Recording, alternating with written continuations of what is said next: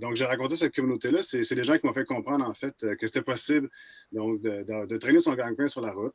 Et puis, il y avait beaucoup de gens là-dedans qui faisaient des super belles photos. C'est tout le temps des gens qui étaient tout le temps, c'est ça, qui avaient peut-être souvent des blogs perso, des beaux comptes Instagram, mais qui n'avaient pas beaucoup d'audience. Donc, moi, j'avais fort d'expérience passée, j'avais donc un peu ce savoir-là de monter des communautés sur le web.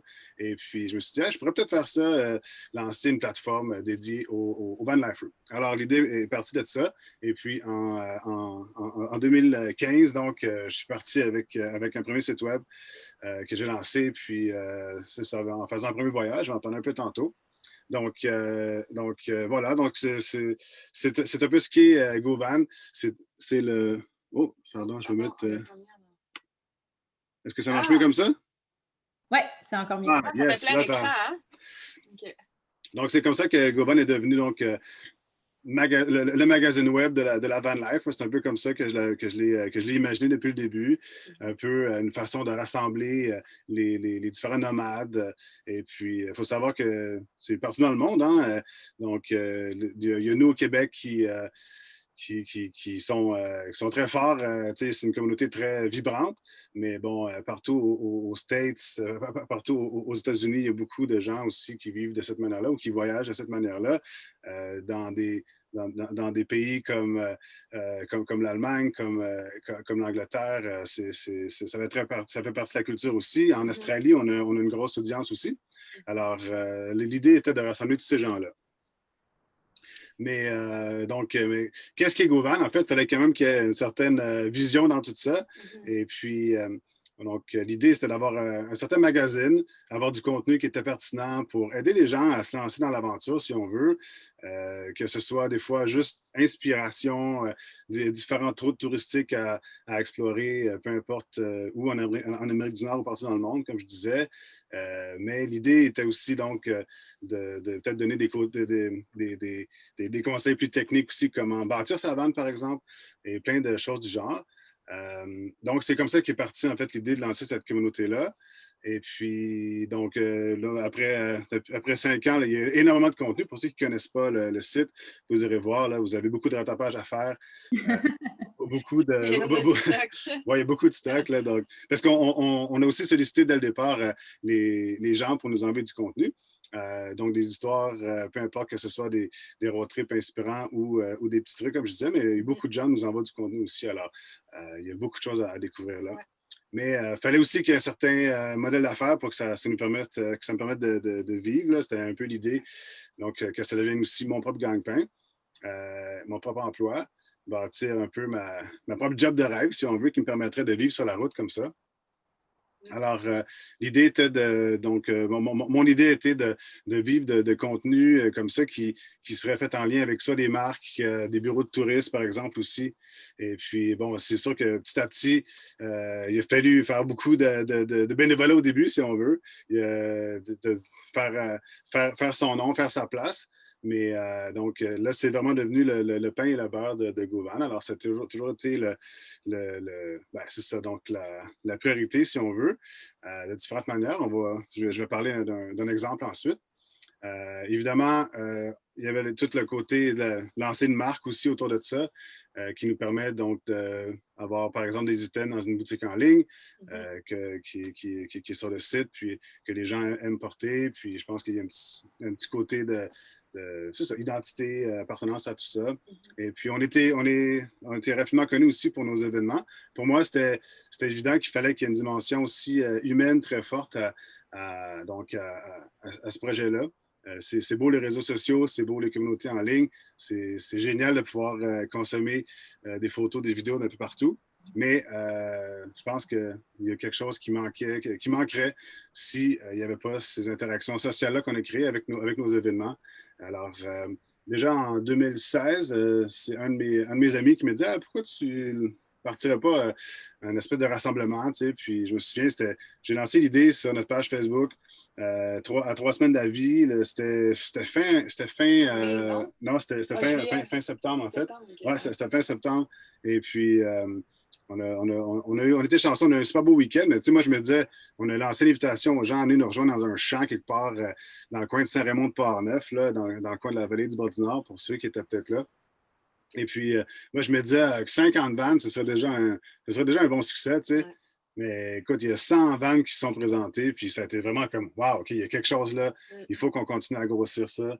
Et puis là, maintenant, cet événement-là s'appelle El Campo, c'est notre plus connu.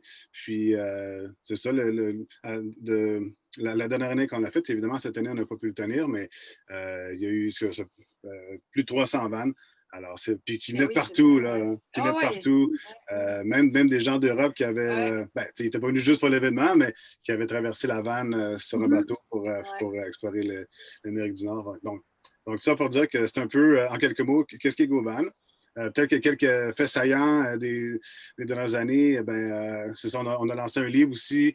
Puis, ça, c'est quelque chose qui a été pour nous très important. En fait, au début, je me suis fait approcher par une maison d'édition, puis ça a été bien le fun de travailler ça avec eux.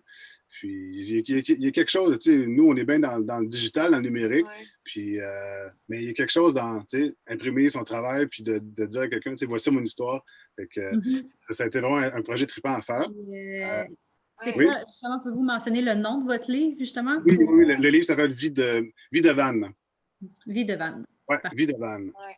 Et puis, c'est ça. Puis depuis le début, j'avais aussi en tête de faire un show télé avec ça. Je trouvais qu'il y avait matière à vraiment, c'est ça, que c'était solide comme concept pour monter un show télé, une série télé. Et puis, ça a pris quelques années quand même. Je me suis fait dire non à quelques reprises, mais je pense que la télé, de ce que j'ai compris, c'est une question de timing. À un moment donné, dans la même semaine, j'ai eu 4 appels de différents diffuseurs. C'était comme, OK, qu'est-ce qui se passe? Alors que moi, j'étais un peu en train de laisser tomber l'idée. Je me disais, le projet est parti. La télé, bon, tant mieux si ça arrive, mais c'est plus sur mon radar, si on veut.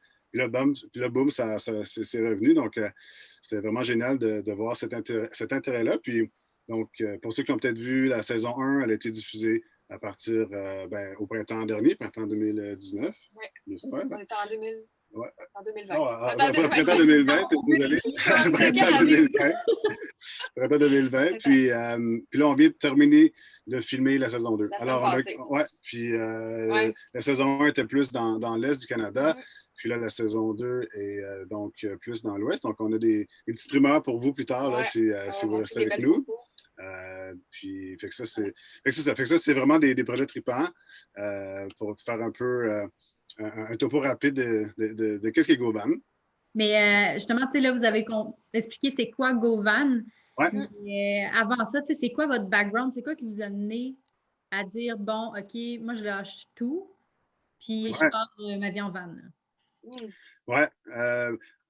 Dans mon cas, là, parce que moi, dans le fond, quand je suis parti pour le premier gros road trip, si on veut, partir en 2015, j'ai comme voulu donner l'exemple aux gens en disant voici le type de contenu que je chercherais pour la plateforme. J'avais peut-être pas en tête c'était pas clair dans ma tête combien de temps je ferais, si c'était pour être full-time ou pas. Finalement, je suis parti donc 15 janvier, en plein hiver. Je me souviens encore que quelqu'un a dû me pousser parce que j'étais pris dans la glace. C'était vraiment comme un départ un peu rocambolesque. Je suis parti avec un ami qui vient de lancer un livre, d'ailleurs, Guillaume Baudouin, qui est assez connu là, du monde de l'aventure, des vidéastes et des photographes d'aventure. Alors, je suis parti avec lui. Il m'a dit ouais, j'ai 3 semaines de lousse, là, puis on pourrait faire un beau vidéo avec tout ça. Puis on est parti, donc ça a été vraiment un beau vidéo qui a inspiré les gens. Puis j'ai comme compris dans ce voyage-là que j'étais comme, OK, là, il y a quelque chose qui se passe. Moi, je suis revenu plus tard au printemps, je suis revenu en avril. Puis finalement, tu vois, je pensais revenir dans le condo que je venais d'acheter à l'époque, mais finalement que j'ai jamais ou presque habité parce que je l'ai loué. Puis je l'ai finalement vendu l'an passé, mais je ne l'ai jamais vraiment habité. Là, donc, je suis toujours resté en van. Puis, dans le fond, juste pour être sûr, ta question aussi, c'était son background, ça vient de où? Dans quoi qu'il a étudié? Puis, parce que là, tu t'en allais tu faisais voyager les gens, là, mais je pense que la J'aime question ça, faire voyager les gens. était. Mais toi aussi, hein, Carolina, c'est pas juste pour Julien, tu sais, c'est Oui, pour les deux, là. Oui, mais dans le fond, tu sais, comme Jules, il a un background aussi en marketing, lui, il a étudié au HEC. Puis il avait fait le profil entrepreneurial, Entrepreneurship, ouais. entrepreneurship. Puis je pense que vous étiez 8 dans votre cohorte. Ouais. Fait que tout, ce qui est super intéressant, c'est qu'il a gardé encore contact avec tous ces amis-là, puis c'est tous des entrepreneurs. Fait que, comme, je parle pour lui, là, mais Jules, c'est un entrepreneur, fait inévitablement, il avait besoin de partir sa compagnie. Puis pour ma part, moi, j'ai étudié à l'UQAM en affaires, mais profil, gestion et design de la mode. Fait que, moi, j'ai pas tout le profil typique. Oui, j'ai étudié du marketing, mais c'était différent. Puis après ça, je suis allée travailler pour une grosse compagnie pendant 8 ans, mais qui n'était pas du tout artistique. Puis dans le fin de fond de moi, j'avais toujours eu envie de faire de la photo. Puis je faisais ça de façon, partielle. Là. Je partais les fins de semaine, j'allais faire de la photo puis des trucs comme ça. Puis, j'avais une petite caméra. Je n'étais pas bien équipée dans ce temps-là. Puis j'avais pas de lens que je pouvais changer ni rien. Fait que, j'ai commencé tranquillement. Puis jusqu'à temps que, il y a 2 ans, j'ai décidé de lâcher ma job, louer mon condo, puis juste embarquer dans la van puis partir avec Julien. J'étais rendue. Parce que ça faisait déjà 1 an qu'on était ensemble. Donc, moi, j'ai rencontré Caro il y a 3 ans. C'est ça. Puis, ça faisait déjà 1 an qu'on était ensemble. Puis, Caro venait me rejoindre. Elle prenait l'avion, venait me rejoindre en Californie ou ailleurs. Puis, c'était vraiment trippant aussi. Là. Il y avait quelque chose de le fun dans cette relation semi-longue distance. Puis là, j'ai dit à Caro, je pense que le projet grandissait. Puis, j'ai dit, je pense que ce serait le fun que tu me rejoignes. Dans l'équipe. C'est ça, temps plein, puis on va s'arranger pour que tu fonctionnes. Puis, tout fonctionne. Oui, c'est ça. Fait que là, on a pris le temps. On a pris le temps de bien redéfinir aussi les rôles. C'est pas évident, un couple, après ça, tu travailles ensemble, après ça, tu habiter dans un petit espace. C'est ça, tu sais, c'était le confinement avant d'être confiné, on s'entend. Exact. C'est ça qu'on a vécu. Nous, le confinement, ça n'a pas changé grand-chose. C'est pas vrai quand même, là, mais... Non, mais on a quand même nos petits espaces de travail. Moi, je travaille en avant de la vanne, j'ai mon ordi, j'édite mes photos, je travaille beaucoup avec Lightroom. Comme moi, j'ai besoin d'un ordi, tandis que Julien, lui, peut travailler en arrière. Tu veux dire une table? Hein? Tu veux dire une table? Ah oui, j'ai besoin de ma table, c'est ça que je voulais dire, mais comme pour accoter mon ordi à la bonne hauteur, j'ai quand même gardé cette petite stabilité-là que j'avais dans mon condo, mais dans un safari condo maintenant. Oui, c'est un type de condo. Exact, c'est un autre type de condo, exact. Ouais. Avec ce côté background, moi j'ai toujours ça, démarrer des projets, puis lancer des marques, les communautés, tout ça, c'est quelque chose qui me parle beaucoup. Alors là, je suis bien content que tant de gens nous suivent, puis que c'est ça. Honnêtement, ça nous a amené à des... C'est ça, même, tu sais, le show télé, le livre, c'est des choses... Je trouve ça vraiment merveilleux de voir comment...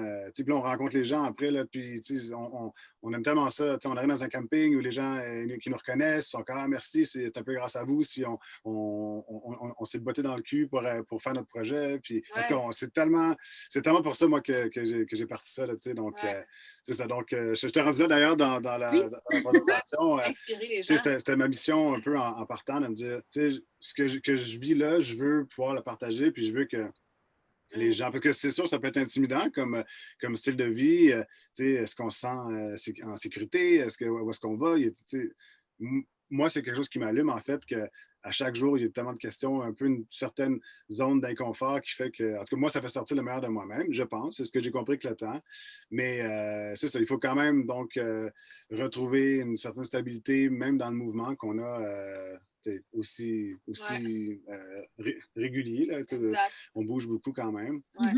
Puis c'est ça, puis avec tout ce qui est nouvelles technologies, puis les emplois, l'ouverture vers la vie sur la route, si on veut, là, les compagnies qui sont de plus en plus aussi, qui encouragent de plus en plus les gens à être en télétravail. Puis là, je parle même avant la pandémie, là, il y avait quand même déjà un mouvement vers ça.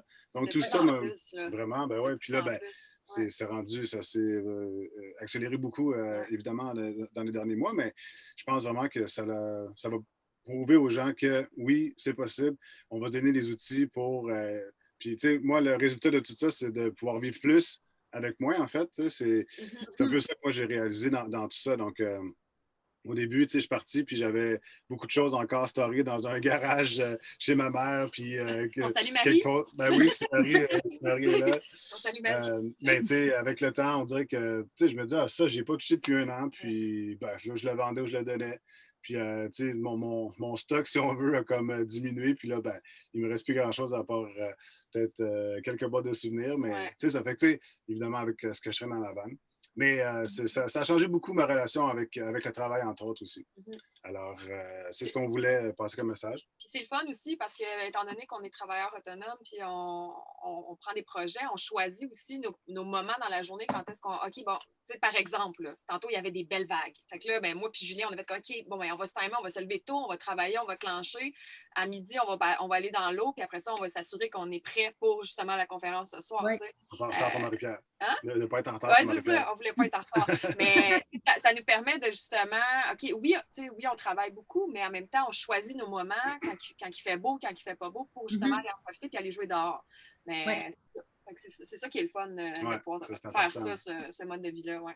Ouais, c'est important là, parce que ça peut quand même amener une certaine insécurité de dire je vais avoir du travail demain après. Mais tu sais, comme tous les travailleurs autonomes, là, donc je pense qu'il faut se faire confiance, dire oui, on est rendu à un certain point où on a des beaux projets qui s'en viennent, puis là, c'est peut-être plus tranquille, ben profitons-en pour jouer plus dehors si on veut. Là, fait que c'est un peu quelque chose. Faire des projets plus personnels aussi que vous n'auriez pas fait quand vous êtes contrat tout le temps. Là. Ouais, absolument. Exact. Donc c'est ça, là, si je poursuis, ben, c'est une question qui revient souvent, en fait, c'est comment on a développé cette audience-là aussi, parce que je pense que c'est le nerf de la guerre, en fait, du fait que, parce qu'il y a beaucoup, je ne sais pas si, j'imagine qu'il y en a beaucoup, en fait, de producteurs de contenu, créateurs de contenu en tout genre qui nous écoutent, puis je pense que ce qui a fait une belle différence, je pense que notre contenu est le fun à regarder aussi, mais il y a beaucoup de gens qui font du beau contenu. Puis comment tu fais pour percer? Comment nous, on s'est démarqué, je pense, c'est qu'on avait aussi développé l'audience qui venait avec. Fait que, quand on approche différents clients ou partenaires ou peu importe pour différents projets, ben, on peut tout de suite dire ben, on a cette capacité de faire du beau contenu, mais aussi les gens qui vont le regarder. Puis donc, je pense que c'est important de pouvoir faire ça aussi. Évidemment, ça demande beaucoup de travail. Ça. Dans les premières années, ça a été quand même mon focus. Alors, évidemment, Instagram a été la plateforme qui s'est développée le plus vite. Je pense qu'avec le van life en général est très fort sur Instagram. Mais la page Facebook aussi, puis développer le trafic du site. Donc tout ça, c'était comme moi, j'aime bien appeler ça un écosystème de plateformes pour pas que ça repose juste sur une plateforme non plus. Parce que des fois, je me dis, les influenceurs qui ont juste Instagram, puis c'est tout à leur honneur, mais c'est vrai que Mark Zuckerberg, le jour où il décide que ça ne marche plus, ben, ça ne marche plus. Moi, ça a toujours été, c'est ça. Ça a toujours été important pour moi qu'on puisse être multiplateforme aussi. Alors, justement, tu dis, toi, c'est de la création de contenu, puis ça. Mais ça passe beaucoup par l'image, on va se le dire. Oui, il y a des textes qui sont écrits, mais justement, comme avec Instagram, c'est beaucoup les images qui parlent en soi. Puis, comment vous faites, ou selon vous, qu'est-ce qui démarque une photo qui a un bon storytelling d'une qui est juste une photo normale, tu sais? Ben, dans le fond, ça, je pense que ça peut être une question pour moi. Oui, honnêtement, je pense qu'est-ce qui démarque une bonne photo, je vais essayer de l'expliquer dans mes mots. Mais c'est l'espèce d'ambiance qui vient avec. Tu sais, quand il y a des photos, mettons, que je vais shooter. Moi, j'adore shooter des portraits. Là, puis, je trouve que quand tu shootes un portrait, tu as toute l'espèce d'aura et d'ambiance qui vient avec, qui va faire que cette photo-là va être vraiment bonne. Puis je vais vous en montrer tantôt. J'en ai quelques-unes que j'ai sorties. Puis j'aime ces photos-là parce que la lumière était belle. La température dehors, mettons, moi, je shoot juste à l'extérieur. Je tire rare à l'intérieur. Puis étant donné qu'on est tout le temps on the go, puis aventurier, ben, c'est ça qui va faire, je sais pas, c'est la température, c'est le moment, c'est la façon que la personne, pas ton mannequin, mais la personne qui interagit, qui est capable de véhiculer un message sans même parler. Là. Je pense que c'est ça qui fait que la photo devient intéressante. Puis comme on disait tantôt, savoir créer le moment aussi. Je pense que c'est beaucoup dans l'attitude. Tu sais, comme j'en ai un exemple qui est avec le show télé, mais je pense que c'est c'est la même approche qu'on a pour tous nos projets. Mais on ne voulait pas une grosse équipe non plus. Bah, il y a des raisons budgétaires derrière ça aussi, mais je pense que c'est surtout pour le fait que, pour ceux qui ont vu le show, c'est souvent dans des petits espaces, des vannes, des mini-maisons. On a choisi de ne pas avoir de gars ou en tout cas personne pour le son. C'est plus de job, c'est plus de stress pour la réalisatrice, le réalisateur puis la caméra. Ouais. Mais ça fait que quand on arrive dans un espace, ben, on n'est pas 5, 6, là, on est juste 4. Ouais. Caro, on pourrait parler un peu de comment on fonctionne pour le show après, mais donc c'est ça, d'être à équipe réduite, puis de mettre la personne en confiance, bien là, on dirait que c'est beaucoup plus authentique, c'est beaucoup plus, c'est comme la caméra est beaucoup plus discrète. Ouais. Je pense que c'est un bon mot, intimité aussi. Ouais. C'est vraiment dans l'intimité avec la personne que tu shootes, que tu es capable de vraiment faire sortir le beau. Puis c'est pas du one-on-one, arrive pas avec une grosse gang devant quelqu'un, là, la personne va crispée. Puis même moi, des fois, comme Julien va me shooter aussi pour des trucs, ben, quand c'est du one-on-one, on dirait que c'est plus personnel, puis c'est beaucoup plus facile de faire ressortir le sentiment de la personne dans une photo. Ouais. Fait que, je pense que c'est une grosse. Je pense que l'attitude, c'est une grosse partie de la réponse. Là. Ouais. Totalement. Alors voilà, pour l'audience, ben, il y a tellement de trucs, là, je pense que ça, c'est peut-être trop technique, mais. Non, ben, pas tant que ça, mais j'allais dire comme sur l'Instagram, puis tout ça, comment développer l'audience, c'est sûr que ça change tellement, les algorithmes changent tellement, il n'y a pas un truc, là, tu sais, donc, je pense que c'est juste d'être présent puis d'être pertinent. Je pense que c'est le meilleur conseil que je peux donner aux gens là-dessus. Donc, notre communauté, ben, c'est ça. J'ai tiré une slide là, qui est un peu dans nos présentations normales. C'est des gens qui... Puis le type de vibe là, qui ressort dans nos événements. Puis je pense que c'est les gens qui suivent le plus nos réseaux sociaux aussi. Là. Ça ressemble à quoi pour ceux qui ne connaissent peut-être pas Govan? Ça c'est des chiffres sur la communauté. Donc... Puis, donc, côté équipe, je voulais parler du fait que, justement, dans chaque projet, puis là, ça a changé un peu cette année, mais parce qu'on a un peu grandi l'équipe, mais moi, c'est important pour nous que, premièrement, la majorité de nos clients, c'est des bureaux de tourisme ou des marques de plein air, donc ça se passe souvent l'été, majoritairement, puis c'est souvent très intense, le show télé, tout ça, ça se passe l'été. Puis pour nous, l'hiver, on veut... Ben là, cette année, ça va être différent, malheureusement, mais c'est ça, 5 ans que moi, je descends vers la Californie passer l'hiver. Puis c'est beaucoup plus relax. C'est du travail quand même, mais c'est du développement. Puis on est 2, là, l'hiver, là, dans le fond. Exact, c'est ça. Avec Katie. Avec Katie, oui. Effectivement. On est 3 temps plein. Oui, puis donc c'est important pour moi d'avoir une équipe qui est assez flexible, qui est en fonction des projets. Ouais. Si jamais tu vas avoir un boss là, qui te laisse lousse, là, c'est Julien.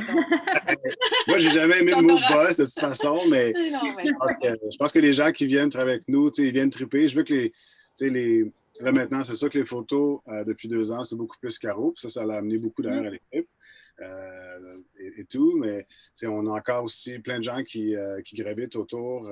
Même cet été, il y avait tellement de choses. Caro n'aurait pas pu faire toutes les photos. Là, sinon, on aurait été, je pense, en train d'éditer des photos 7 jours sur 7. Donc, on s'est quand même bien entouré. Mais autant pour tourner des vidéos que pour les photos. Ben, c'est ça. Puis on aime ça travailler avec différentes personnes aussi, les différents vibes, tu sais. Donc, souvent, les gens, c'est souvent des gars, là, parce que c'était plus simple, mais même dans les premières années, là, avec les petits budgets qu'on avait, les gars, ils étaient je leur disais, ben, tu viens avec ton sleeping bag, puis tu vas dormir avec moi dans le lit, là, tu sais. C'est pas l'affaire d'hôtel, là, tu sais. En tout cas, c'était vraiment l'aventure, puis je pense que ça faisait partie aussi de de faire un projet avec GoVan. C'est un peu ça, mais on allait vivre des choses vraiment le fun. Puis ce qui est le fun aussi avec les projets GoVan, c'est qu'étant donné qu'on est en van, on est souvent déjà sur les lieux de tournage ou peu importe, on est déjà là, puis on est déjà capable de cerner l'ambiance, le vibe de l'endroit, puis tout ça. C'est très différent que voyager dans un hôtel, je trouve. Là. Ouais. Ça veut dire que tu as toujours une coupure, là.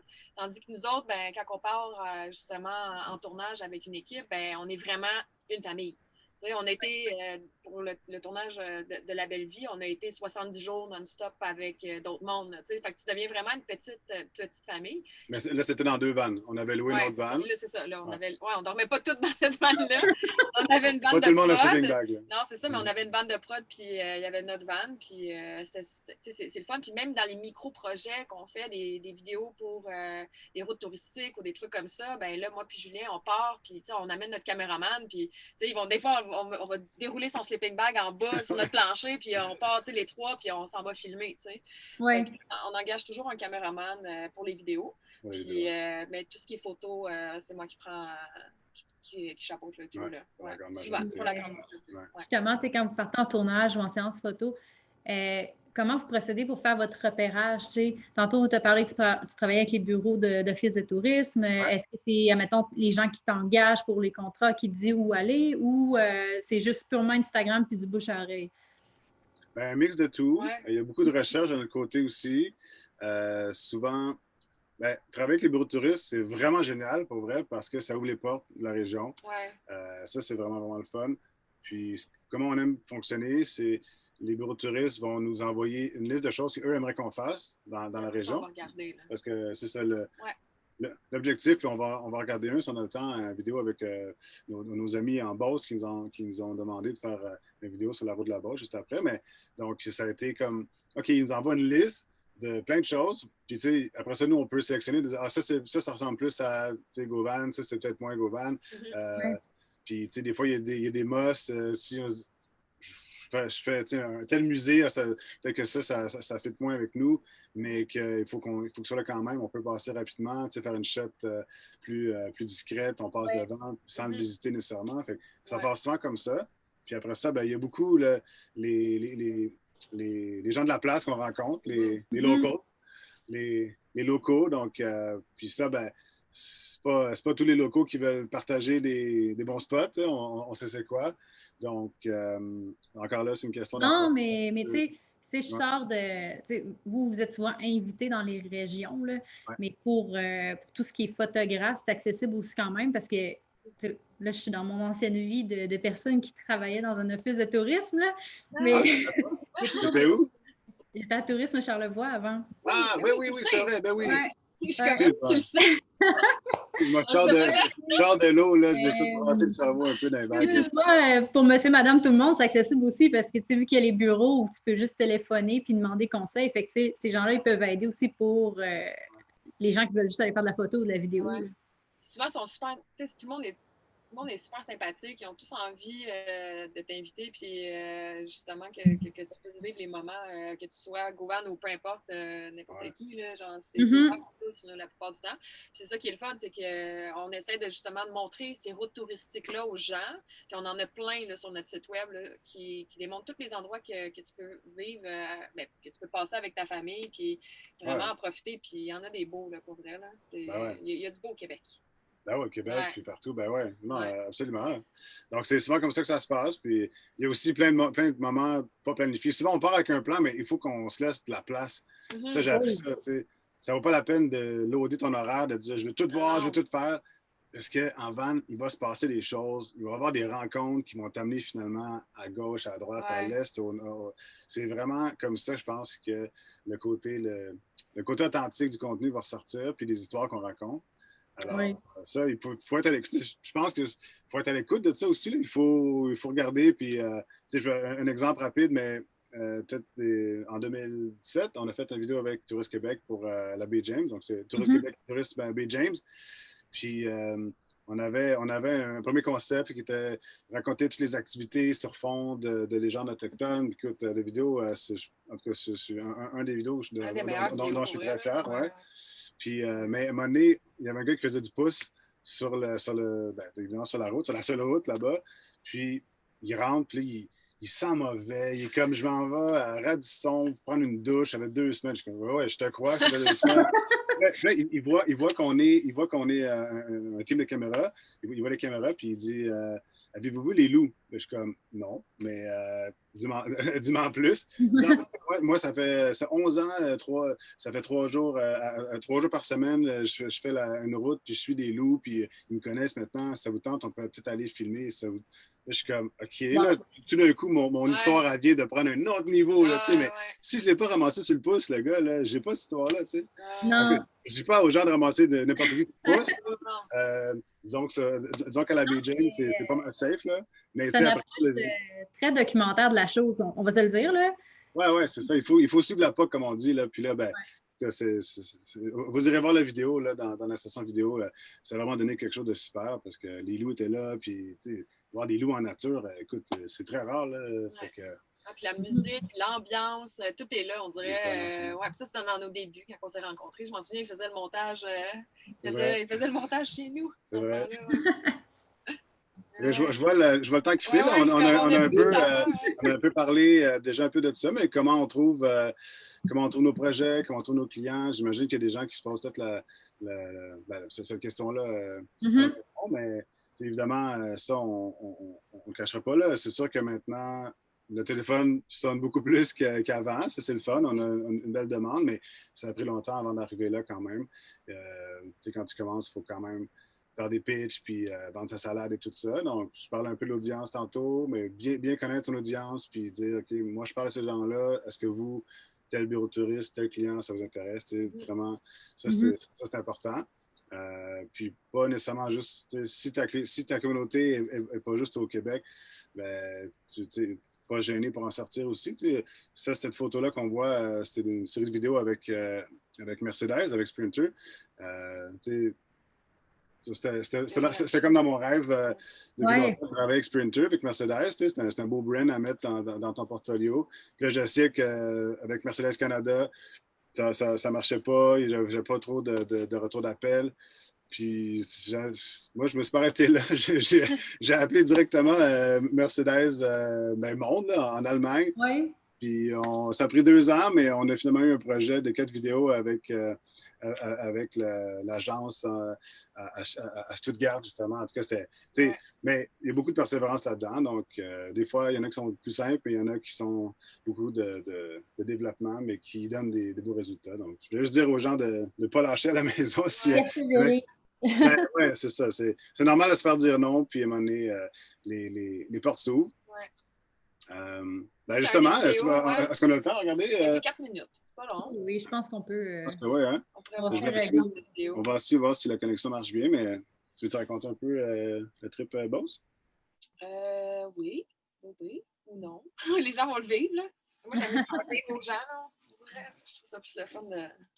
L'idée, c'était de mettre un peu en lumière la nouvelle route de la Beauce, là, donc 140 km à travers cette belle région-là, qui est encore méconnue. C'était pas la région qu'on pense en premier au Québec, dire moi, je m'en vais faire un road trip en Beauce, mais pour vrai, c'est ça qui est le fun, c'est que quand on a accès à. Quand on est supporté donc par les bureaux de tourisme, on écoute tellement de beaux coins. Puis, marche-tu? Moi, j'ai juste un écran blanc. La vidéo est peut-être pas sur ton share screen, là. Comment? OK.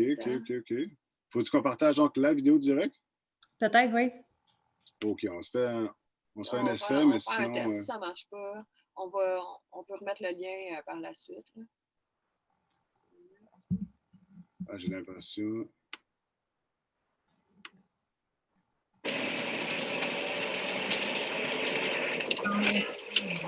On a décidé de partir pour faire la fameuse route de la Beauce.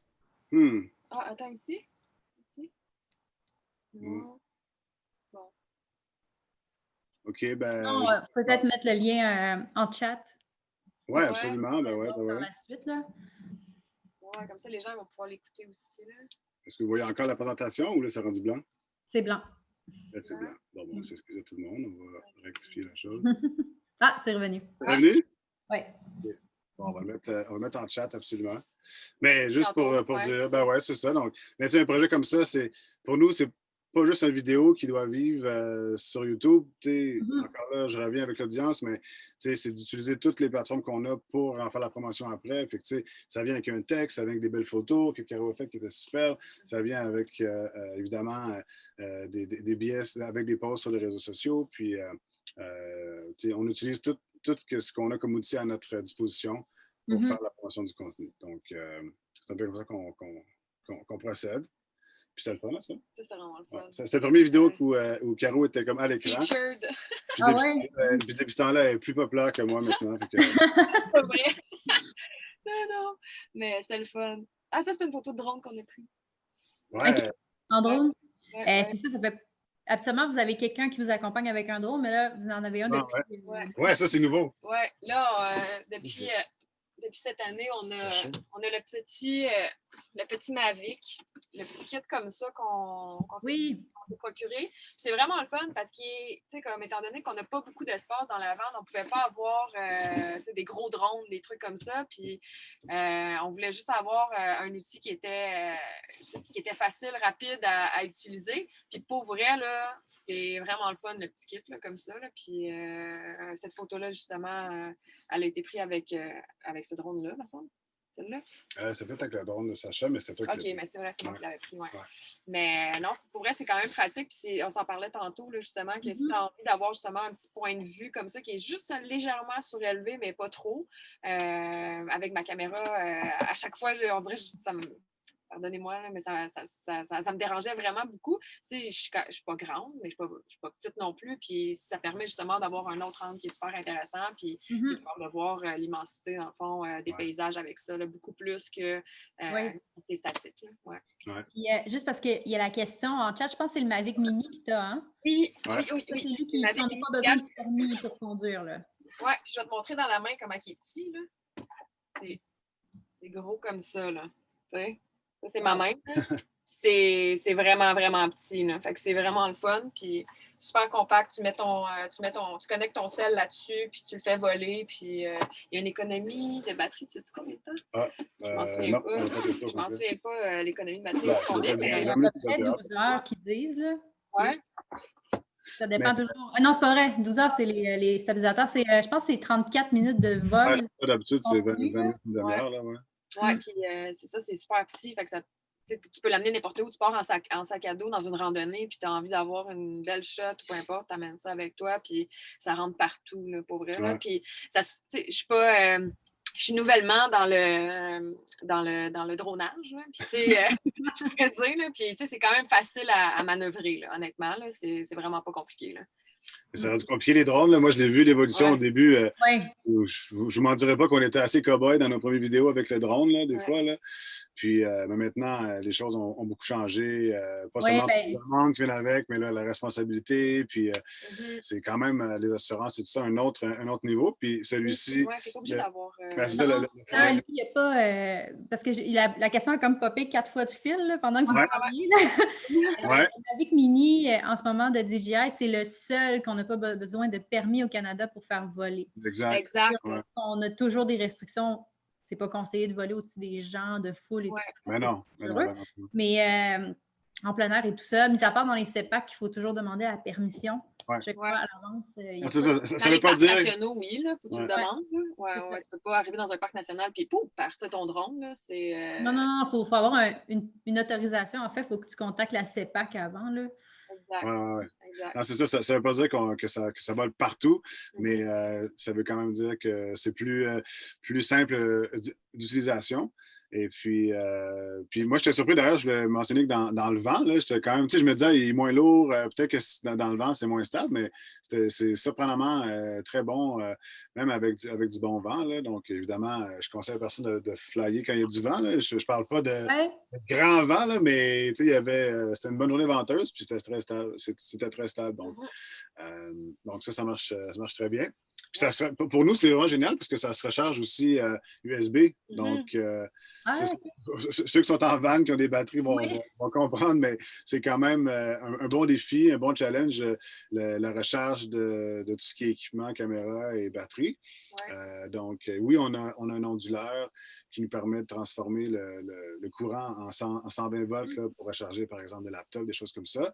Mais si on peut avoir de l'équipement qui se recharge en 12 volts, donc USB, par exemple, c'est génial pour nous. Même ma caméra, elle se recharge directement. Ça aussi. Même à la cam, je ne suis même pas obligée de la plugger. Puis, si tu veux tourner l'écran un peu pour montrer la station de charge. On peut essayer de faire ça. Hein? Je vais juste montrer la station de charge. Dans la van, on s'est installé. Les 4. Quand on est en shoot, là. Ouais. Dans le fond, on en a 8 là, puis ça, c'est très simple d'utilisation, puis on en a d'autres dans le véhicule aussi. Là. Mais, et justement, pendant qu'on est dans le matériel, Caro, ton setup d'appareil photo est assez compact aussi. Oui, vraiment. Là, puis, moi, honnêtement, tu peux mettre ça dans n'importe quel caisson où est-ce que tu mets toutes les lenses. Là, mais mon setup, c'est c'est un sac Wonder que j'ai pris de la caisson à l'intérieur pour les lenses seulement parce qu'il prenait trop de place dans mon rangement. Fait que j'ai juste pris ça pour partir. Fait que toutes mes lenses, ils rentrent là-dedans. Fait que là, je vais avoir, si je peux... Sauf ta grosse. Sauf ma grosse, c'est ça.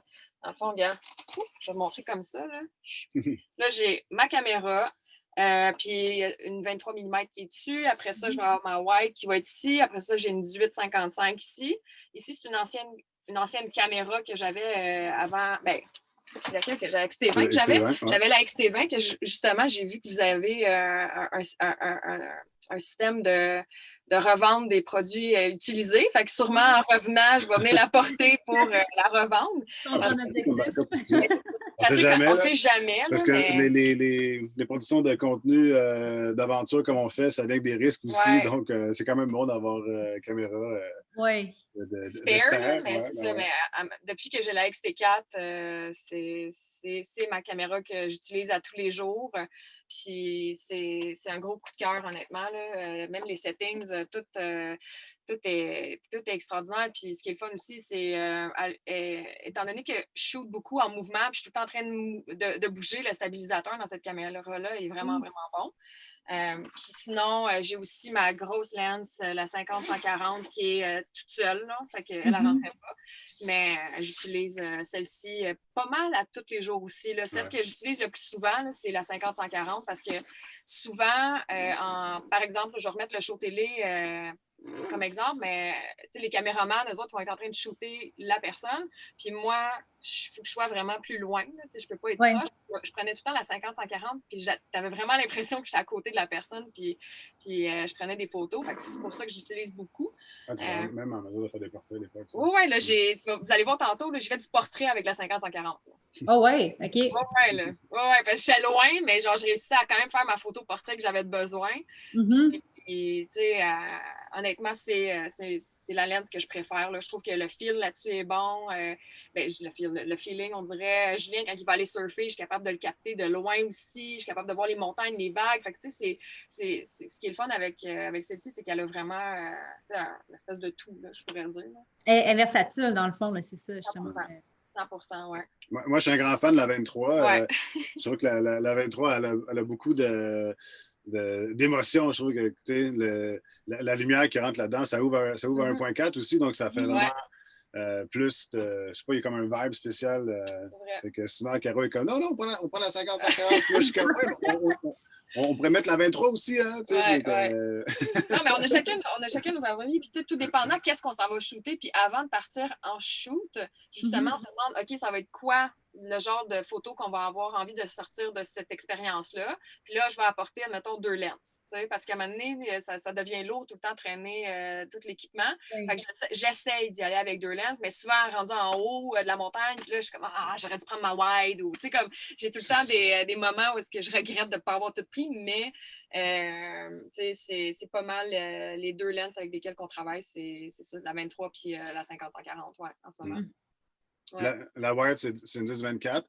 Puis ça, au début, je pense qu'on a moins. Pas la misère, mais comme il fallait juste s'ajuster plus. Puis là, récemment, en tout cas, Caro, je trouve que tu vas vraiment là. bien landé. Là, Ouais. comme, il y a, Vous il y a allez beaucoup voir de des belles photos ouais. avec ça. Puis c'est aussi, ben, donc, évidemment, dans des petits intérieurs comme la vanne, on voulait utiliser ça pour ben, montrer plus, hein, parce que c'est tough quand même avec d'autres types de lens, là, d'avoir l'ensemble. Ouais. Donc c'est ça. Mais ouais, elle aussi, gros coup de cœur récemment. J'ai vraiment, vraiment compris comment bien l'utiliser. Puis pour pas trop déformer aussi, admettons. C'est ça, parce que ça déforme beaucoup, là, Ouais. la 4. Au début, ouais. Au début, j'ai eu mes longues jambes, là. Je pense que le premier shoot avec ça, c'était pour la Mont-Sainte-Anne. Puis justement, j'ai une photo devant la basilique, là, la basilique Sainte-Anne. La photo est incroyable. Puis là, on la regarde, puis on est comme, oh, mais Caro, pourquoi j'ai l'air d'avoir 2 paires de jambes? J'ai déjà porté 2 jambes. Mais j'ai appris à bien la travailler aussi. Puis, tu sais, comme tantôt, je disais, moi, j'ai pas un background en photographie. Tu sais, j'ai pas étudié en photographie. Je suis jamais allée à l'école là-dedans. Fait que j'apprends sur le tas, vraiment. Fait que c'est en faisant des tests, puis c'est le même que je suis capable d'apprendre, puis vraiment sortir des belles photos. Puis quand on est allé dans un des tournages, là, un moment extraordinaire qu'on a vécu, c'est qu'on est allé en hélicoptère dans les glaciers. Puis là, j'avais apporté ma wide. Puis, tu sais, juste dans l'hélicoptère, quand je prenais des photos, là, tu sais, tout est tassé, tu étais tellement pogné, mais j'ai sorti des photos débiles. Là. Puis, quand on était en haut aussi, là, c'était fou. Là. Tu voyais les montagnes, tu voyais tous les glaciers, la neige. Non, était vraiment d'adon pour ce shooting-là, ouais. Ouais. Je ne sais pas s'il y a d'autres questions. Sinon, je voulais parler un peu de quelques trucs et astuces qu'on a appris ou développés avec le temps. Là. Ouais. Parce que c'est quelque chose aussi, mine de rien, toi, je parlais qu'on a eu un gros été, puis avec cet été, au lieu d'avoir juste des freelances, j'ai décidé d'avoir plus de gens à temps plein. Mais donc, au plus fort de l'été, on avait quand même 6 personnes payroll. Puis c'est quand même, c'est la gestion, là. Moi, la gestion des humains, la ressource humaine. La ressource humaine, c'est pas mon grand fort. Là, je veux des gens qui sont disciplinés puis autonomes. Parce que ben, déjà, on partage jamais le même bureau. Donc, on n'a pas de bureau. Donc, on est tout le temps chacun dans nos vannes. La plupart des gens avec qui on collabore sont dans leur van. Notre éditrice en chef, Katie, qui est américaine, ça fait 3 ans qu'elle est avec nous, est tout le temps sur un fuseau horaire différent. Donc, il y a quand même beaucoup de défis à travailler comme ça. Mais quand on réussit à mettre des bons outils en place, ça marche très bien, puis avec les bonnes personnes, évidemment. Donc, j'ai fait une petite liste quand même de choses, de petits apprentissages. Là. Évidemment, ben, une super bonne gestion de son horaire, puis je ne parle pas de remplir son horaire. Je parle d'avoir un horaire qui fait du sens, qui fait que ta journée va être le fun, puis que tu vas aimer ta journée, tu sais, puis toi, en tout cas, tu sais, je pense que c'est avoir un bon équilibre, c'est important dans tout ça, mais il faut aussi le tenir. Là, là, on est sur la côte ouest, nous, puis s'il faut qu'on parle à des gens sur la côte est, bien, évidemment, il faut qu'on se lève tôt. Là, donc, ça fait partie aussi des réalités, mais on finit plus tôt, puis on peut aller surfer plus. En tout cas, il y a tout le temps. On peut aller surfer à 3 heures. Il y a tout le temps l'avant de la bataille.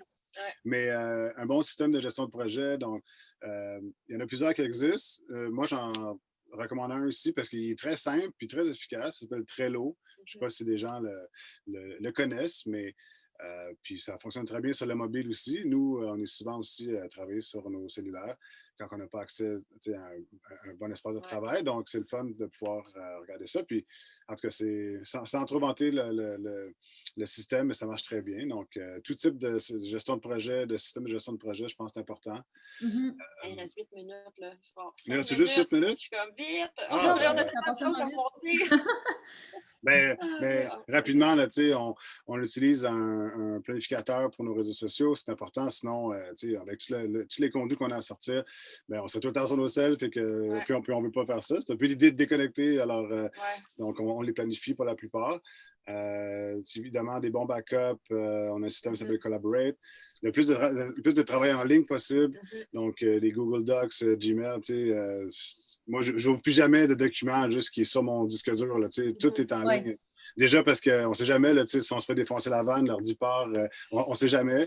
Et puis, donc, c'est beaucoup plus safe. Évidemment, trouver des bonnes connexions, c'est un peu l'histoire de notre vie. Là, on est chanceux aujourd'hui, on est dans un camping, mais on est souvent pas dans des campings, c'est très rare en fait. Donc des fois, on est un peu off-grid, puis sans réseau, mais on réussit à bien gérer ça.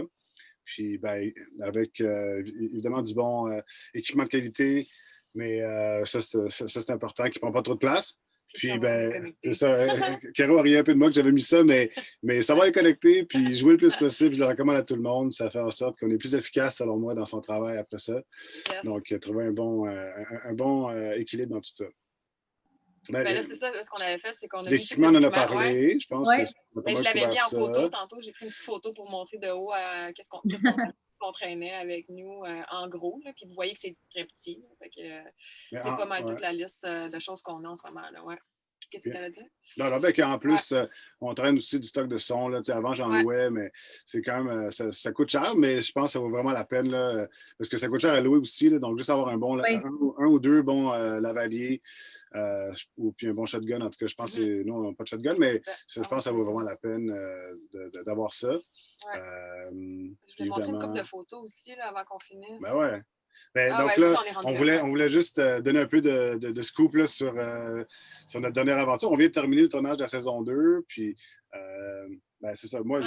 Moi, j'anime, mais Caro a plusieurs chapeaux. Là. Je ne sais pas si tu veux décrire tout ce que tu faisais sur le show, en plus d'être photographe bien ici. Oui, ben, honnêtement, je faisais tout. Là. Je faisais toutes les photos, je faisais la pré-prod. Une fois que les scénarios étaient lancés, c'est moi qui organisais tous les déplacements. S'organisait avec les protagonistes qu'on rencontrait, les journées de tournage. C'est moi qui faisais les calendriers. C'est moi qui faisais le backup. À la fin de journée, c'est moi qui faisais le wrangling. Après ça, c'est moi qui gérais ça. Barista à 16 heures, cheerleader à 16 heures. J'avais vraiment beaucoup de chapeaux. Puis, étant donné qu'on a une micro-équipe, c'est ça qui fait que tout le monde participe. Ouais, tout le monde fait un peu tout. Exact. Ce qu'on a décidé de faire, là, justement, c'est de vous montrer quelques photos qu'on a prises. Puis, je vais essayer de me rappeler des lenses qu'on avait utilisées. Mais, petite parenthèse, celle-ci, c'était en Gaspésie. Ben, c'est ça, parce que dans le fond, comme je disais, la saison 2, on commence au Québec, mais on se dirige vers l'ouest. On a 3 épisodes au Québec cette année, Gaspésie, Côte-Nord, puis Saguenay. Donc, ça, c'est à gauche, c'est Gaspésie, à Passepébiac. On a fait, ça, c'est un couple qui habite sur un bateau, donc ça va être vraiment trippant. La Belle Vie Sailing, que ça s'appelle. Oui, ça s'appelle déjà La Belle Vie, c'est tellement hot. C'est un match parfait, mais eux autres sont comme nous, mais sur la mer. Puis moi, j'ai vite su que j'allais pas être capable de faire ça parce que j'avais le mal de mer tout le long. C'est qu'on en parle, Caro. C'est ça. Pour vrai, j'ai été capable de shooter juste au début. Puis tu sais, quand tu regardes un objectif, puis t'es sur un bateau, puis t'as le mal de mer, oublie ça. Là, ça marchait pas. C'est bien beau avoir un stabilisateur, là, ça va te c'est que, sur cette photo-là, moi, je trippe vraiment, puis j'avais comme le beau rôle du fait que moi, je ne regarde pas ça dans un objectif, mais juste plus haut, vous voyez comment la photo, comment le bateau est cambré comme ça, là. Puis là, ça n'a pas l'air qu'il y a des grosses vagues, mais il y avait vraiment des grosses vagues, là. Puis du gros vent pareil, là. Donc, juste de l'autre côté, Caro était assise vraiment de l'autre bord, puis moi, je suis là en bas comme ça, puis je regarde, puis là, je vois Caro qui commence à être un peu verte. Là, parce que là, je dis, OK, il faut qu'on rentre. J'essayais de prendre une couple de photos. Ça, c'est ça. Fait que ça, c'est tous nos petits débuts au Québec. Ça, c'est sur la côte nord, ces photos-là. Puis, les photos ont été shootées avec la 50-140 pour vous donner justement une idée. Puis, je vais faire ça vite. Ça, c'est dans les mangroves. Ben, je sais pas, est-ce qu'il faut ça coupe après 1 heure? Non, ça coupe pas. C'est juste que c'est des gens qui ont d'autres choses après, ils vont quitter. Non, c'est ça. OK, mais je vais essayer de faire ça. Si on dépasse de 5-10 minutes. C'est pas grave. Donc, c'est ça. Ça, c'était Ascension des Montgrous sur la Côte-Nord. C'était vraiment, vraiment cool. Lui, Guy, s'est construit un camp vraiment perdu. C'est fou, là. Ouais, c'est vraiment c'est beau. Puis, il y aura une belle vie. Fait que... Puis ça, c'est, tu me demandais tantôt comment on fait nos repérages et tout ça. Ben, des fois, comme ça, les Montgrous, on s'en allait faire ça. Puis on avait hâte, on a été chanceux d'avoir une belle journée, mais ça, c'était plus planifié. Mais tu vois, à droite, la photo avec le beau coucher de soleil, ça, on se rendait au Montgrous, puis là, tout d'un coup, on sort, parce que c'est beaucoup de bois, là. Ceux qui ont fait cette route-là. C'est juste du bois, juste du bois, juste du bois. Puis là, tout d'un coup, tu avais une petite passerelle flat, ouverte. Puis là, c'est ça qu'on voyait. Ça l'a comme ouvert tout d'un coup. Puis c'était ça, c'est l'île René Levasseur. Donc, là, si on regarde sur la map, il y a comme une espèce de réservoir avec une île au milieu. Là, on est à 6 heures à peu près au nord de Bécomo. Là. On commence à être pas mal loin. Là. Puis il n'y a pas de réseau, hein? Genre 20 minutes après Bécomo, il n'y a plus de réseau. Ça fait déjà au moins un bon 5 heures qu'on n'a plus de réseau.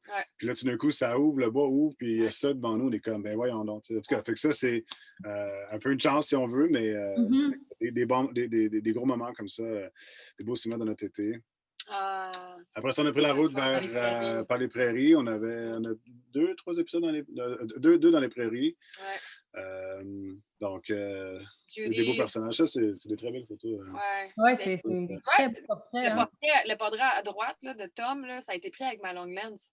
Ah ouais? Puis ces portraits-là, oui, j'étais loin, là, je m'en souviens. Là, puis il y avait, c'est fou parce que, tu sais, on sent vraiment une proximité dans la photo quand même. C'est ça que j'essaie de poser comme question tout à l'heure avec le storytelling, tu sais. Ça paraît que tu n'es pas juste arrivé puis que tu l'as pris en photo, tu sais. Vous avez jasé, vous avez développé quelque chose avant que la photo soit prise, en fond. Là. Exact. C'est ça qui est le fun, justement. Un des éléments qu'on aimait, puis pourquoi qu'on a trippé autant avec la saison, c'est qu'on habitait pratiquement chez les gens. On se stationnait, on passait comme 2 journées, 3 journées avec eux. Fait que, ça crée vraiment une belle dynamique. Puis les partages qu'on avait avec ces gens-là, c'était tellement humain. Puis plus que juste, hey, on s'en vient de filmer, puis à 5 heures, on s'en va. C'est ça qui arrive avec des tournages. Normalement, c'est que les gens à 5 heures, ils finissent, ils s'en vont dans la chambre d'hôtel, puis ils reviennent le lendemain matin ou ils ne reviennent pas. Tandis que nous autres, ce qui était le fun, c'est qu'on restait là, on a développé des proximités, puis on avait des belles conversations. Puis surprenamment, là, souvent, les gens étaient comme, aïe, ils étaient intéressés à savoir comment que nous, on réussissait à créer ce genre de contenu-là, puis les rendre très confortables, puis à partager leur vie avec nous. C'était vraiment spécial. Là. On a vraiment eu des belles connexions, ces gens-là. Tu sais, ça, c'est des gens qui vivent de manière tellement différente. Je pense que les gens vont être surpris. Là. Lui, Tom, il porte rarement les souliers. Puis, ils sont... En tout cas, c'est juste pour dire, là, c'est assez spécial. Là, c'est très... c'est pas mal vie comme... Dans le temps, là. Comme il y a pas mal longtemps, mettons. Là, ils font l'agriculture avec les chevaux. Fait que, c'est assez capoté là, comme style de vie. Mais ils sont tellement heureux. Puis, sur partie de là, on était vraiment comme... Wow, c'était émouvant là, juste de quitter. Là. Mais donc, ça, c'était des belles rencontres, c'est en Saskatchewan. Ils m'ont fait travailler fort aussi. Là. J'ai compris qu'être fermier, là, oh là là, c'est quelque chose. En tout cas, vous le verrez dans l'épisode, mais disons que j'en ai su une shot. Puis, en Saskatchewan, ben, pouvez-vous croire que on regardait la map à un moment donné, puis là, on se dit, ben voyons donc, c'est la ville de Govan, ça existe. C'est une ville de 200 habitants. C'est nos amis qui nous avaient parlé de ça, puis on les croyait pas. On dit, voyons donc. Fait que là, on est allé voir sur la map, puis effectivement, puis c'était sur notre passage dans l'Ouest. Fait qu'on était comme, on n'a pas le choix d'arrêter, on va aller prendre des photos à Govan. Mais c'est certain. On est arrêté, puis bien, justement, ça, c'est la lens, la white que j'ai utilisée à gauche. Tu le vois quand même un peu que ça la ronde. Fait que, en fait, les deux, c'est ça, c'est des wide. Les deux, c'est des wide qu'on a utilisés pour ces photos-là. Oui, ça, c'était vraiment... Moi, j'ai vraiment viré... j'étais bien trop content là, d'être dans la ville de Govan. C'est pas... certaines fébrilités. Donc, ensuite, on a poursuivi vers les Rocheuses, bien sûr, qui était... on avait hâte quand même d'arriver rendu là. Donc, on est arrivé, il y a une petite neige qui venait de tomber, mais qui est partie le lendemain. Mais juste pour dire que Caro a sorti des grosses shots, là, c'était c'était fou. Là, ça a été le temps d'un moment. Puis c'est souvent ça, en photo, c'est que, tu sais, ça, on l'a pas planifié, qu'il allait neiger, là, puis une belle poudreuse quand on arrivait à Banff, c'était à Banff, ça, dans le coin de Banff, Fait que, tu sais, il y a des affaires comme ça qui arrivent, puis ils sortent la caméra, puis let's go, tu sais, on shoot, là. Fait que, ça aussi encore, c'est la 50-140. C'est ma préf, vous allez voir, il y en a une couple. On a fait une belle randonnée après. Bon, on a fait pas mal de randonnées, là, mais d'ailleurs, c'est-tu après ici? Oui, c'est la photo à gauche, là.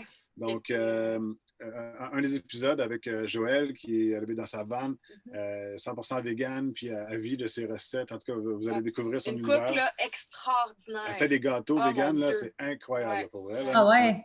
Si elle écoute, en tout cas, on la salue. C'est une bonne amie à Katimar, d'ailleurs, aussi, là, qui collabore avec vous aussi. Là, Mais elle, son trip, un peu comme Kat, c'est de partir...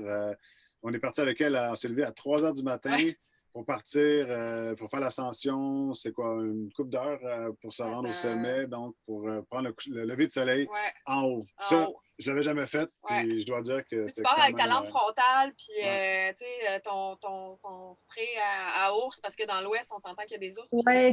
Fait que là, puis moi, j'avais quand même peur. C'est la première fois que je faisais une randonnée de nuit, justement, pour shooter le sunrise. Puis c'était quand même spécial pour elle. C'est comme un autre type de randonnée complètement. Là. Puis c'était le fun. Puis elle a fait ça tout seul plusieurs fois par mois. Puis en tout cas, elle est vraiment hâte. Ça, c'est une photo que moi, j'ai prise de Julien et de Joël. Fait que moi aussi, j'en ai posté une de moi, que Julien a pris de moi, mais j'en ai pris une d'eux autres aussi en train de traverser. Là. Puis ça, c'était le lac Minnewanka. Non, c'est pas celle-là, mais il ressemble à ça, mais ça ressemble à ça, non.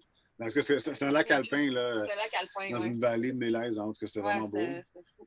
Ça, c'est une des shots d'hélico. Puis ce qui était le fun, ce shoot-là, c'est que moi, j'étais dans un autre hélico.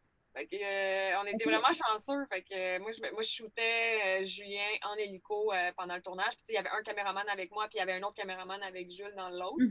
Et on a juste été vraiment chanceux parce que cette journée-là, il devait aller ramasser les paddleboards sur le lac alpin, justement, dans les glaciers parce qu'il commençait à neiger. Fait que l'autre équipe partait. Fait qu'on a embarqué, puis on était 2 hélicoptères à partir. Fait que c'était vraiment, vraiment, vraiment pratique. Là, parce que sinon, j'aurais pas eu ces shots-là. On entend un peu comme dans un budget de production à la Red Bull, là, tu sais, de comme beau film. Comme, wow, ça se passe, saison 2. Hein? En tout cas, c'est du fun. Puis là, après ça, on a traversé sur l'île où on est encore, mais sur l'île de Vancouver. Ça, on a vraiment hâte que vous voyez ça. Là. Je pense que ça va être le coup de cœur, sûrement. Écoute, on a tout aimé, mais c'est spécial. C'est une île flottante. Eux, donc, j'ai un blanc. Catherine et... Pourquoi j'ai un blanc? Ben, j'ai un blanc. Ben, moi aussi, j'ai un blanc. Attends, Freedom Cove, Catherine and... Mais ce couple-là, ça fait 30 ans qu'ils vivent sur l'eau, mais c'est comme donc une petite baie perdue. Il y a tellement d'îles ici autour, là, pour ceux qui connaissent un peu la région. Là. Donc, l'île de Vancouver, c'est très gros, mais autour, il y a plein d'îles. Fait que là, tu pars en bateau, c'est une demi-heure, puis tu rentres dans un petit cove. Puis là, il y a leur île qui flotte. Là. Lui, il a récupéré les anciennes plateformes, donc les fish farms, les fermes de poissons, pour le saumon, entre autres. Mais donc, après un certain temps, ils doivent recycler ça pour des raisons d'assurance. Fait que lui, il a comme récupéré ça. Puis c'est assez fou. Là. Ça fait 20 000 pieds carrés. Wayne, merci. Wayne, ça me gossait. Wayne et Catherine. Fait que lui, c'est carrément fou, là, sa vie sur l'eau. Puis cette expérience-là, si je peux rajouter, ce qui était vraiment fou, là, c'est qu'on allait pêcher du poisson, puis lui, il connaît ses spots. Là, fait que là, ça prend 2 secondes, on pêche le poisson, mais l'élément wow, là, c'est que l'aigle que vous voyez, c'est parce qu'après ça, il va le nourrir. Fait que là, il siffle son aigle, et puis son aigle s'en vient, puis il mange le poisson. C'est le capoté. Puis, tu sais, on ne l'a pas vu manger, mais on a vu l'aigle, il rôdait là, en haut. Là. Fait que là, ces shots-là aussi ont été pris avec la 50-140. Puis, aussitôt, tu sais, on l'a vu descendre. Oui, il s'en venait, mais là, il a remonté parce qu'on dirait qu'il a eu peur. Fait que, normalement, c'est Wayne toute seule qui est avec l'aigle en train de vivre l'expérience. Puis là, il y avait d'autres gens dans le bateau, fait que sûrement qu'il a eu peur, mais c'était un moment fou. Puis, tu sais, il a commencé à pleuvoir un petit peu. Fait que si vous voyez dans la photo de gauche, il y a comme la petite pluie. Puis, tu sais, c'est ça là. Tu sais, c'était un bon moment. Toute la lumière était parfaite. Le feeling, on dirait, toutes ces photos-là ont été prises avec la 50-140. Fait que, ouais. Puis, je pense que ça, dans cet épisode-là, il y a beaucoup de wildlife. Là. Ça, c'est un truc, c'est quand même... on essaie toujours d'avoir le plus évidemment, d'animaux, de faune. Ça ajoute beaucoup dans nos vidéos, mais tu sais, ça, évidemment, ça se contrôle pas. Non. Puis dans cet épisode-là, il y a un ours qui est... Il y a un ours qui est en train de manger le support. Un petit phoque. En tout cas, ça va être un épisode très bien rempli. Fait qu'on a bien hâte que les gens voient ça. Puis, c'est la fin, c'est ça. Donc, ça, c'est la dernière, mais ça, c'est Jess qu'on a rencontré, qui a bâti sa mini-maison, qui est très belle. On la voit derrière, là. Vraiment, ne manquez pas cet épisode-là non plus. L'intérieur est tellement beau, là, pour ceux qui trippent design Pinterest. Là, c'est la plus belle maison que j'ai jamais vue de ma vie. Honnêtement, selon moi. Selon ce que moi, c'était extraordinaire. Une petite maison compacte, puis elle a construit ça sur une île... sur l'île Farno, donc qui est à 10 minutes en mettons de Yuki. Ben, j'aime dire Ukulele. Ukulele. Ouais. J'ai la misère à le dire. Fait que les gens ici disent Pas loin de Tofino. Ouais. C'est pas loin de Tofino. Puis c'est vraiment hot ce qu'elle a bâti elle aussi. Là. Puis on va avoir 100% off-grid. 100% off-grid, ouais. Puis, avec la douche extérieure la plus belle que vous avez jamais vue. Là, parce qu'il y a ici, les arbres sont carrément exagérés. Oui, ils sont gigantesques. Surdimensionnés, ça n'a même pas de sens.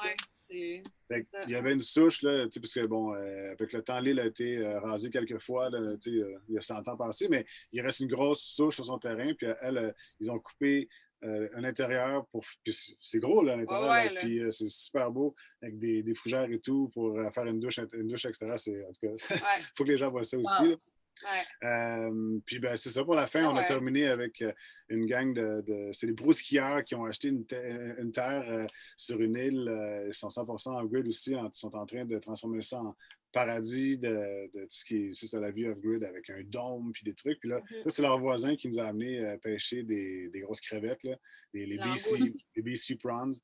Qu'on a cuisiné après. Fait que, non, disons qu'on a vécu pas mal de belles expériences qu'on a hâte de partager avec vous. Là. Et justement, c'est où et quand qu'on va pouvoir voir ces images-là à la télé? Ben, dans le fond, c'est au mois d'avril, si je ne me trompe pas. On n'a pas eu encore les dates officielles. C'est printemps 2021, mais ils disent avril 2021. Avril 2021. Les gens vont pouvoir écouter la saison 2.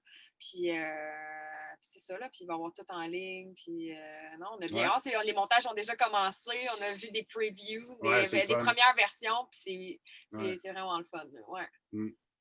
Super. Puis s'il y a des gens qui aimeraient collaborer avec vous, des photographes, des créateurs d'images, comment ils font pour vous contacter? On aime ça. Ben, il y a une section sur le site. Là, le site est comme un peu unilingue, mais bilingue en même temps. Là, on est en train de travailler là-dessus, mais c'est beaucoup de ressources à investir autant en temps d'humain qu'en frais. Mais donc, pour avoir une grosse plateforme bilingue, puis on s'excuse pour les gens. On a souvent le commentaire. Comment on procède pour ça? Si je peux juste faire une parenthèse là-dessus, c'est on diffuse, dans le fond, quand on fait du beau contenu, on diffuse dans sa langue originale. Alors, il y a plein de contenu français, plein de contenu anglophone, plus de contenu anglophone, bien sûr, mais si on va en haut à gauche, on peut filtrer le contenu francophone pour ceux qui veulent juste voir le contenu en français. Mais donc, ça pour dire, il y a une section qui dit soumets ton story, là, soumets ton contenu, puis là, ben, ça ouvre un petit questionnaire, puis c'est notre éditrice qui reçoit ça, puis on en parle ensuite. Alors, ça, c'est simple. Sinon, ben, les gens peuvent nous écrire, évidemment, sur nos plateformes sociales. On va les rediriger vers ça ensuite pour ne pas perdre sinon, ça fait beaucoup à gérer. Non, pour tous les envoyer à la même place. Là. C'est Julien pas mal qui répond sur l'Instagram GoVan. C'est pas quelqu'un d'autre ou une tierce partie. C'est vraiment Julien qui prend le temps de répondre à tous. Fait que si jamais il y a des gens qui veulent nous écrire des petits DM ou peu importe, vous êtes les bienvenus. Puis bien entendu, tu as hello@govan.com pour tout demander. On a notre courriel là, directement. Nos courriels sont sur le site. Non, mais tout est sur le site. Les courriels sont sur le site. Donc, si les gens... Si les gens veulent aller, il y a plusieurs manières d'encourager aussi. Là. On va sortir plein de nouveaux items pour Noël là, sur la boutique en ligne. Fait que aller faire un tour. Alors, ça nous fait bien plaisir d'entendre parler de vous. Des t-shirts, on a des crewnecks. Justement, celui-là qu'on a sorti. C'est ça, vous allez voir ça passer bientôt. Exact. Tout est en... Est-ce que tu avais des questions peut-être avant de terminer ça? Ou un petit mot de la fin? Écoutez, c'est vraiment intéressant. Il y a eu beaucoup de commentaires positifs là, qui ont pas été au courant de votre présentation. Entre autres, trouve que c'est super intéressant, que c'est inspirant ce que vous faites aussi. Puis moi, j'ai une question. Écoute, Carolina, à quand une expo photo? Oh my God! C'est une bonne idée, ça! Mais pour vrai, là, j'en ai déjà fait une micro. J'ai déjà fait, ça avait super bien marché. On avait fait ça au Gypsy Bar un après-midi, fin d'après-midi. Dans le fond, j'avais exposé quelques photos. Puis c'était toutes des photos voyage, inspirées voyage. Fait que c'était vraiment le fun. Puis c'était avec David Maman. Fait qu'on avait fait une double expo. J'avais fait avec lui. Fait qu'il y avait ses photos à lui, il y avait les miennes. Puis c'était vraiment cool. La vibe était cool. Les gens étaient super c'est une bonne idée. Mais c'est une bonne idée. Puis tu sais, aussitôt qu'on peut, puis, tu sais, qu'il n'y a plus de confinement, peu importe, ça serait un projet à faire pour l'année on prochaine. va peut-être en faire une virtuelle, je ne sais pas. Peut-être. Pour l'ouverture de votre nouveau magasin, c'est cool, ça. J'avoue, hein? Oui, c'est ça. Ah Ce serait génial. On regardera ça. Ah ouais, on en parle pour le printemps, absolument. Ben ouais. Puis si je peux mettre une petite parenthèse et un petit commentaire que j'ai vraiment aimé, c'est vos formats Polaroid qu'on peut imprimer chez Gosselin. Moi, je capote, là, pour vrai, là, je trouve ça vraiment le fun. Puis les gens qui ne savent pas, chez Gosselin, tu peux aller faire imprimer tes photos, mais ils ont aussi l'option Polaroid. Puis ça se traite super bien partout où est-ce qu'on part en voyage ou peu importe. Puis j'en ai fait imprimer, là, ils sont rangés là, dans mon... mais c'est la table est là, puis ça va tout tomber. Fait que, bref, je fais un petit bémol. Moi, je tripe vraiment sur ça. Fait que si ça a le goût de décorer ton chez vous, ben, ils ont des petits Polaroids que tu peux faire réimprimer tes photos. Ouais. Là, on va faire un livre. C'est ça, comment il s'appelle Rétro sur notre site Internet. C'est vraiment pas cher en plus. À chaque fois que je m'en commande, je suis comme, voyons, non, c'est bon. Non, c'est vraiment pas cher, là, je capotais. Nous aussi, on est le même. Je pense qu'on vous a même écrit, était comme. C'est 5 piastres. Pour tout ça? Oui, non, c'est combien, mais mais tant mieux. J'adore le look rétro, puis trouver des cartouches Polaroid, c'est tout le temps compliqué. Fait que, puis ça passe date, on va se le dire. Vraiment. Fait que, on aime ça, là, c'est le fun dans le concept on en fait encore dans chacune de nos... dans chacun épisode. On le fait pour nos épisodes, on a vu Polaroid, mais disons que le succès est très, très aléatoire dans une photo Polaroid. Alors, c'est bien mieux de les faire imprimer après coup. Mais là, on va te faire un livre, là, on va faire un cadeau. J'espère que les gens de notre équipe de prod n'écoutent pas parce qu'on veut leur faire un cadeau. Là, fait qu'on va se faire des livres souvenirs. Là, on s'en reparle. Oui, on s'en reparle. C'est pas mal ça, là. Je pense que Est-ce que vous avez d'autres questions pour le moment? Pour l'instant, il y a eu quelques questions, mais on les a pas mal posées au fur et à mesure. Je prendrai le temps de vous remercier beaucoup, autant en mon nom qu'au nom de Gosselin, que tous les participants, parce qu'il y a beaucoup de merci qui s'accumulent dans le chat aussi. Je suis pas contente que les gens aiment ça. Je suis vraiment contente. Puis je vous souhaite une bonne fin de soirée, puis on se dit à la prochaine. Écoute, on peut dire merci pour l'invitation. Merci beaucoup. À bientôt. Bye tout le monde. Bye.